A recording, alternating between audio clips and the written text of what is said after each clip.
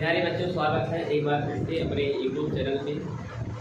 आज हम बात करेंगे रिमल टाइम एंड क्रिया के बारे में। और ये क्रिया ध्यान दीजिएगा, आपके एग्जाम में कई बार पूछी गई है। हम आपको देखिएगा वही पढ़ाएंगे जो आपके बोर्ड परीक्षा में पूछा गया क्वेश्चन है। यहाँ पे ध्यान दीजिएगा रिमल टाइम एंड क्रिया के बारे में। यहाँ पे अगर रिमल टाइम एंड क्रिया की बात करते हैं,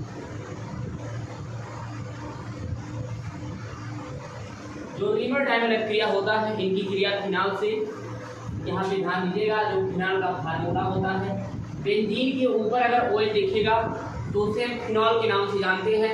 अगर इसके मॉलिक्यूलर फार्मूला की बात करते हैं तो इसका जो मॉलिक्यूलर फार्मूला होता है C6H5OH होता है। इनकी क्रिया हम क्लोरोफॉर्म से करवाते हैं, ध्यान दीजिएगा CHCl3 से। और यहाँ पे ध्यान दीजिएगा ये NaOH के बदले में क्रिया करेगा। यहाँ पे जो क्रिया करेगा ये NaOH के बदले में करेगा। और जो टेम्परेचर रहेगा 340 केल्विन टेम्परेचर रहेगा। आप जानते हैं यहाँ पे अगर आपसे कोई पूछा जाए रिमल टाइम एंड क्रिया के बारे में, तो रिमल टाइम एंड क्रिया में इसमें फिनाल क्रिया क्लोरोफॉर्म से करवाते हैं। ये NaOH के बदले में 340 केल्विन टेम्परेचर पे गर्म करते हैं। यहाँ पे ध्यान दीजिएगा, यहाँ पे अगर कोने की बात की जाए तो बेंजीन में 6 कोना होता है, हर कोने पे हाइड्रोजन जुड़ा होता है। और आप ये जानते हैं कार्बन की वैलेंसी जो होती है वो 4 होती है। यहाँ पे ध्यान दीजिएगा, इनको ऐसे भी लिख सकते हैं। यहाँ पे ध्यान दीजिएगा, यहाँ पे हाइड्रोजन है। और यहाँ से अगर यहाँ पे क्लोरोफॉर्म की बात करते हैं, यहाँ से अगर इनको यहाँ से एक Cl निकाल लें और यहाँ CH निकाल लेंगे, ध्यान दीजिएगा इनको ऐसे लिख सकते हैं। ये यहाँ से Cl यहाँ से निकल जाएगा। और यहाँ से ध्यान दीजिएगा जब ये Cl निकलेगा तो यहाँ पे जो CH2 है इसी की जगह पे जुड़ जाएंगे। और यहाँ से ध्यान दीजिएगा जो NaOH है, यहाँ से ये इसके पास आएगा तो OH और यहाँ से H जो है H2O निकल जाएगा। और यहाँ से Na इसके पास जाएगा, यहाँ से देखिएगा H और Cl निकलेगा तो -HCl निकल जाएगा। और यहाँ से ध्यान दीजिएगा, यहाँ से जो H है इसके पास आएगा, Na जो है इसके पास जाएगा। तो यहाँ पे आप ध्यान दीजिएगा जब H इसके पास आएगा तो यहाँ से H2O निकल जाएगा। और यहाँ पे ध्यान दीजिएगा जो फॉर्मेशन होगा यहाँ पे,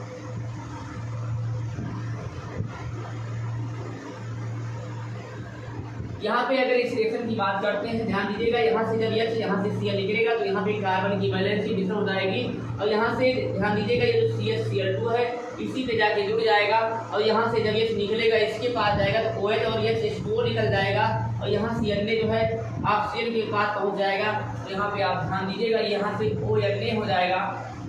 और यहाँ से CH Cl2 इस कोने पे जुड़ जाएगा। आप जानते हैं यहाँ से CH, ये Cl है और ये Cl है, आप जानते हैं। यहाँ से अगर हम बात करते हैं यहाँ से Cl2 को जो है इनको हम ऐसे भी लिख सकते हैं CHCl2 और इनको हम ऐसे भी लिख सकते हैं। ध्यान दीजिएगा यहाँ से Cl और यहाँ भी Cl। अब इनकी क्रिया NaOH से करवाते हैं एक बार फिर से, आप लोग ध्यान दीजिएगा। यहाँ से जितने Cl है उतना मोल आप NaOH ले लीजिए। यहाँ पे ध्यान दीजिएगा, अगर यहाँ पे रिएक्शन की बात करते हैं, यहाँ पे 2 NaOH से क्रिया कराएंगे हम। यहाँ पे ध्यान दीजिएगा, यहाँ पे अगर बात करते हैं, यहाँ पे 2 Cl है तो यहाँ से 2 Na निकल जाएगा तो 2 NaCl निकलेगा। और यहाँ से ध्यान दीजिएगा तो यहाँ पे Cl निकलेंगे, इसी की जगह पे 2 OH जुड़ जाएगा। आप लोग ध्यान दीजिएगा यहाँ पे,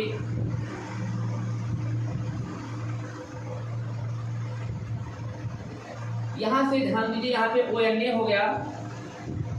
और यहाँ पे ध्यान दीजिएगा यहाँ पे CH और ये OH हो जाएगा, यहाँ भी OH हो जाएगा। यहाँ पे अगर बात करते हैं, आप लोग जानते हैं जैसे एक म्यान होता है, एक म्यान में 2 तलवारें नहीं रह सकती, वैसे ही एक ही कार्बन पे 2 OH नहीं रह सकते। अगर रहेंगे तो इनके लिए रिपल्सन होगा, रिपल्सन मतलब झगड़ा होगा। ध्यान दीजिएगा यहाँ से एक ही कार्बन पे 2 OH नहीं रहेंगे। अगर ये रहेंगे तो ये अनस्टेबल कंपाउंड रहेंगे। आप जानते हैं अगर यहाँ पे अगर एक कार्बन की बात करते हैं, एक कार्बन से 2 OH नहीं रहेगा। अगर रहेंगे, ध्यान दीजिए यहाँ से OH, यहाँ से H निकल जाएगा, ये बॉन्ड इस पे आ जाएगा। और यहाँ पे अगर फॉर्मेशन की बात करते हैं, ध्यान दीजिएगा यहाँ से OH निकलेगा तो -H2O निकल जाएगा। और यहाँ पे ध्यान दीजिएगा यहाँ बनेगा क्या, CHO बन जाएगा। यहाँ पे